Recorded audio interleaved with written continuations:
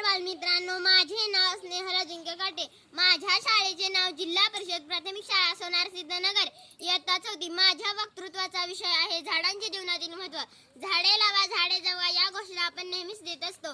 5 जूनला आपण पर्यावरण दिन साजरा केला, पण नंतर आपण सर्वच विसरलो. फक्त याच दिवशी आपल्याला झाडांचे महत्त्व कळते. आपण सतत म्हणतो एक तरी झाड लावू जगू, पण संकल्प पाळत नाही. प्राचीन काळी ही धरती किती सुंदर होती. पक्ष्यांची किलबिल, शुद्ध हवा, उंच पर्वत, डोंगर, नद्या कशा चांदीप्रमाणे लखलखणाऱ्या, हिरवीगार जंगले, सगळे कसे उत्तम होते. या सुंदर सृष्टीला दृष्टी लागली ती मनुष्य नावाच्या स्वार्थी प्राण्याची. माणसाने ही प्रगती केली, पण त्यासाठी जंगल तोड केली. आज आपण प्रदूषणाच्या जगात जगत आहोत.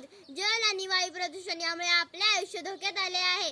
आज आपण दूषित हवेत श्वास घेत आहोत. या सर्व समस्यावर एकच उपाय आहे, तो म्हणजे वृक्षारोपण. वृक्षवल्ली आम्हा सोयरे वंचरे, पक्षी ही सुस्वरे आळविती. वृक्षवल्ली